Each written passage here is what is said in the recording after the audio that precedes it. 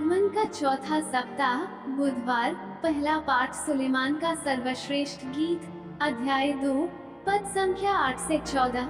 मैं अपने प्रियतम की आवाज सुन रही हूँ। देखो, वो पर्वतों पर उछलते कूदते, पहाड़ियों को लांघते हुए आ रहा है। मेरा प्रियतम चिकारे के सदृश है, अथवा तरुण मृग के सदृश। देखो, वो हमारी दीवार के ओट में खड़ा है। वो खिड़की से ताक रहा है, वो जाली में से झांक रहा है। मेरा प्रियतम बोल रहा है, वो मुझसे यह कहता है, प्रिय सुंदरी, उठो, मेरे साथ चलो। देखो, शीतकाल बीत गया है, वर्षा ऋतु समाप्त हो गई है, पृथ्वी पर फूल खिलने लगे हैं, गीत गाने का समय आ गया है, और हमारे देश में कपोत की कूजन सुनाई दे रही है। अंजीर के पेड़ में नए फल लग गए हैं, और दाखलताओं के फूल महक रहे हैं। प्रिय सुंदरी, उठो, मेरे साथ चलो चट्टानों की दरारों में, पर्वतों की गुफाओं में छिपने वाली मेरी कपोती, मुझे अपना मुख दिखाओ, अपनी आवाज सुनने दो, क्योंकि तुम्हारा कंठ मधुर है और तुम्हारा मुख सुंदर है। सुसमाचार संत लूकस, अध्याय 1, पद संख्या 39 से 45।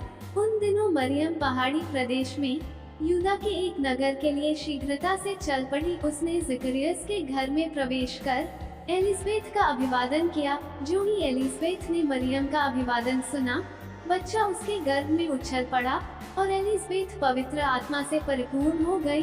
वो ऊंचे स्वर से बोली उठी, आप नारियों में धन्य हैं, और धन्य है आपके गर्भ का फल। मुझे यह सौभाग्य कैसे प्राप्त हुआ कि मेरे प्रभु की माता मेरे पास आई? क्योंकि देखिए, ज्यों ही आपका प्रणाम मेरे कानों में पड़ा, बच्चा मेरे गर्भ में आनंद के मारे उछल पड़ा।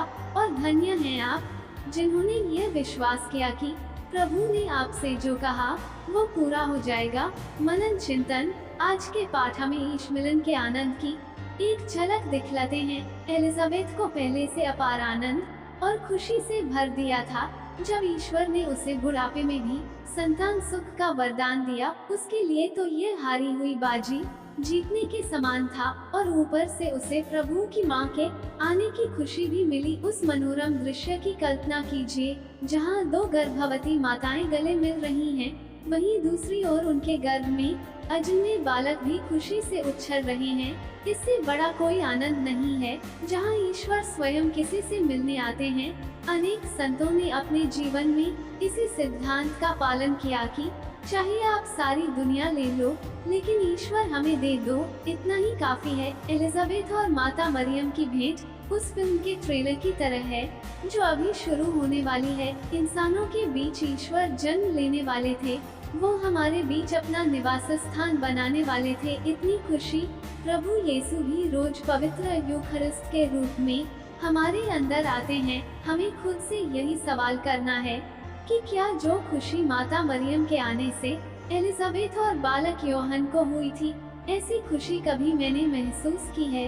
यीशु पुत्र की मां के रूप में चुने जाने के बारे में बताया जाने के बाद मरियम एलिज़ाबेथ के पास जाती हैं। वे किस लिए गई होंगी? एलिज़ाबेथ पहले से ही उनके समान ईश्वर अनुभव रखती है। ईश्वर ने उसे उसके बुढ़ापे में मसीह के अग्रदूत योहन बपतिस्ता की मां बनने की कृपा दी, और वह गर्भवती हो गई थी। कुंवारी मरियम को बताया गया था कि वे भी एक पुरुष के सहयोग के बिना ईश पुत्र को गर्भ में धारण करेगी। मरियम एलिज़ाबेथ के साथ ईश्वर अनुभव की अपनी खुशी को बांटना चाहती हैं, और एलिज़ाबेथ भी अपने ईश्वर अनुभव की खुशी मरियम के साथ बांटती है।